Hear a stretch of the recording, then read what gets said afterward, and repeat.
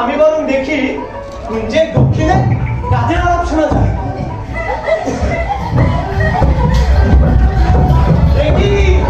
এত দেখি তপস্বী কন্যারা নিজেদের বহন ক্ষমতা অনুযায়ী কলসি নিয়ে চারা গাছগুলোতে জল দিতে এখানে এসেছে।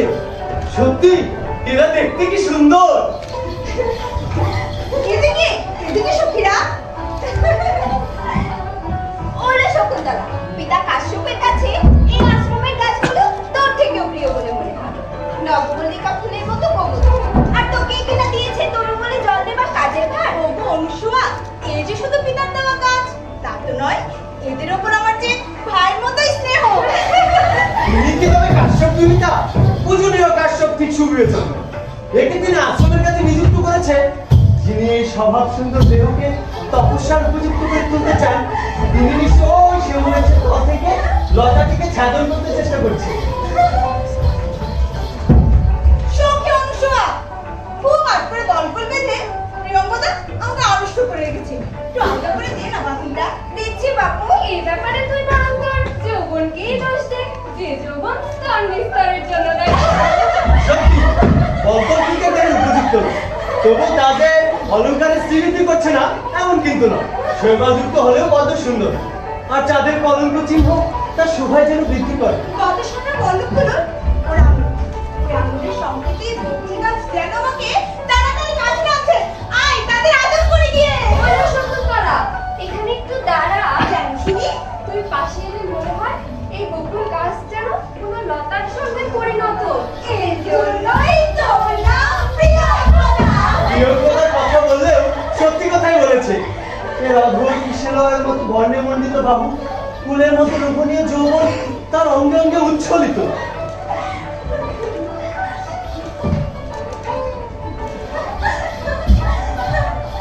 বলে শকুন্তলা, এই সেই আম গাছের স্বয়ংবর বধূ নবমল্লিকা, যাকে তুই নাম দিয়েছিস বনজোৎস্না। একে ভুলে গিয়েছিস, তাহলে নিজেকেই ভুলে যাব। ওরা দেখ দেখ, বড় ভালো সময় তরুণতা থেকে মিলন ঘটেছে। নতুন ফুলে বনজোৎস্না যৌবনবতী আর পল্লবযুক্ত হয় আম গাছটা বেশ উন্নত। অনুসুয়া, জানিস শকুন্তলা এই বনজোৎস্নাকে খুব বেশি করে দেখছে কেন? না তো, ঠিক বুঝতে পারছি না, বল তো শুনি। বনজোৎস্না যেমন একটি যোগ্যতরের সঙ্গে মিলিত হলো, তেমনি আমিও নিজের মনের মতো ঘর পাবো কিনা এ ওর চিন্তে। এটা নিশ্চয়ই তোদের নিজের মনের কথা। তুমি নিশ্চয় পুরোপতির অশ্ববর্ণ স্ত্রী গর্ভজাত সন্তান, অথবা সন্দেহের কোনো কারণ নেই। নিঃসন্দেহে ইনি ক্ষত্রিয়ের পরিণয়যোগ্য, কারণ আমার পরিশীলিত মন এর প্রতি আসক্ত। এই কি জনসূচনা বাঁধাবে একটু ভ্রমণ নবমল্লিকাকে ছেড়ে আমার মুখের থেকে আসছে কিনে। হে মধুকর, কেন দুটি চঞ্চল কোম্পানিতে চোখ বারবার স্পর্শ করছো তুমি? তাদের কাছে তুমি গুঞ্জন করছো, যেন কোনো গোপন কথা বলছো। আসলে তুমি কি চাচ্ছো আমি সেটাই করবো। এই বিহানে তুমি যে মানে অন্যদিকে যাবে। আরে এদিকে অনুসরণ করতে দে। ওলো এই হত ছাড়া দোষে তোমাদের হাত থেকে তোর আমাকে রক্ষা করতো। আমরা রক্ষা করার কি? শান্তকে দেখো, তপবদ্ধ রাজারাই রক্ষা করে থাকে। আত্মপ্রকাশ করার এই হলো উপযুক্ত সময়, কিন্তু আমি যে রাজা তা তো প্রকাশ হয়ে পড়বে। যাক, এভাবে বলি তাহলে। এই কি এদিকে অনুসরণ করতে দে। দুষ্টের দণ্ডদাতা পুরবংশী একজন যখন পুরো পৃথিবী শাসন করছে, তখন সরল তপস্বী কন্যাদের সঙ্গে কে দুর্ব্যবহার করছে। আর্য তেমন মারাত্মক কিছু নয়। আমাদের এই সখী এক দুষ্ট ভ্রমণের কারণে কাতর হয়েছে। তপস্যার কুশল তো এমন এক বিশেষ অতিথি যাবে, তপস্যার কুশলী তো বলতে হবে। ওরে শকুন্তলা, কুটিরে যা, ফল সবে তর্পণ। এটি হবে ওর বাধ্যতা। না না, আপনাদের শিষ্টবাক্যে আচিত্য সম্পন্ন হয়েছে। আর্য, তাহলে এই ছায়াশীতল ছাতিম গাছের বেদিতে বসে একটু বিশ্রাম নিই।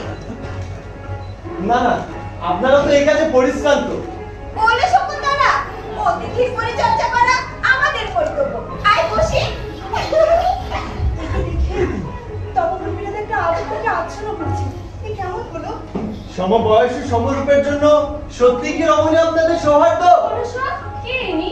কি মধুর সমমূর্তি, চতুর প্রিয়ালাপে একে প্রভাবশালী কোনো ব্যক্তি বলেই তো মনে হচ্ছে। হৃদয় চঞ্চল হয়ে না, তুমি যা ভাবছিলে প্রিয়ঙ্গদা ঠিক তাই বলছে। এখন কেমন করে বা নিজের পরিচয় দিই? কেমন করে বা আত্মগোপন করি? যাক, এভাবে বলি, কুরুবংশ রাজা আমাকে ধর্মীয় কাজে নিযুক্ত করেছে। জাতি ধর্ম অনুষ্ঠান নির্বিঘ্ন কিনা তা দেখার জন্য এই তপবনে এসেছি। ধর্মচারীর এবারে সহায় লাভ করলেন। ওরে শকুন্তলা, আজ যদি এখানে পিতা উপস্থিত থাকতে তাহলে কি হতো শুনি? তিনি তার জীবনের সর্বস্ব দিয়ে এই বিশেষ অতিথিকে সম্মানিত করতেন। দূর হ তোরা, তোদের কথা শুনতে চাই না। কিছু একটা মনের মধ্যে রেখে কথা বল। ভদ্রে, আপনাদের এই সখীর বিষয়ে আমার একটি প্রশ্ন জিজ্ঞাসা আছে। আর্য, আপনার এই অনুরোধ অনুগ্রহই বটে। আচ্ছা, কুলপতি কাশ্যপ ছিল ব্রহ্মচারী বলে প্রকাশ, ইনি তার কন্যা, তা কিভাবে সম্ভব? আর্য, কৌশিক, এই গোত্র নামে মহাপ্রতাপশালী এক মহর্ষি আছেন। আছেন শুনেছি। তাকে আমাদের প্রিয় সখী জন্মদাতা বলে জানো। অবশ্য পরিত্যক্তা হলে লালন পালন করেছেন বলে কাশ্যপের পিতা। পরিত্যক্তা, এই শব্দে আমার বিশেষ কৌতূহল আছে, একেবারে গোড়া থেকে শুনতে চাই। প্রাচীনকালে সেই মহর্ষি যখন নৈষ্ঠিক তপস্যায় রত, তখন দেবতারা ভয় পেয়ে কি কারণে মেনকা নামে এক অপ্সরাকে পাঠালেন তার তপস্যায় বিঘ্ন ঘটাতে। অন্যের নৈষ্ঠিক সাধনায় দেবতাদের ভয় আছে বটে। তারপরে এক বসন্ত সমাগমে তার উন্মাদক রূপ দেখে আর বলতে হবে না। ইনি নিশ্চয়ই অপ্সরার গর্ভজাত সন্তান। ঠিক বলেছেন। আর নয়তো কি, এমন সুন্দর রূপ মানবীদের দ্বারা কিভাবে সম্ভব? আর্য, আপনি যেন আবার কি বলতে চাইছিলেন? আপনাদের এই সখীর বিষয়ে আমার আরেকটি প্রশ্ন আছে। আর্য, আপনি দ্বিধা করবেন না। তপস্বীদের কাছে কিছু জানতে চাওয়ার ব্যাপারে কোনো কিছু নিষেধ নেই। আচ্ছা, বিবাহ সম্বন্ধ ঠিক না হওয়া পর্যন্ত ইনি কি তপস্যাজনিত ব্রত উদযাপন করবে? ধর্মচারণের ইনি অন্যের অধীন। পিতার সংকল্প অবশ্য তাকে যোগ্য বলেই প্রদান করা। আমার আপনার কাছে দুর্লভ নয়। হে হৃদয়, তুমি আশাহত হও না। তুমি যাকে অগ্নি মনে করছো তা আসলে স্পর্শযোগ্য রত্ন। আমি যাচ্ছি কিন্তু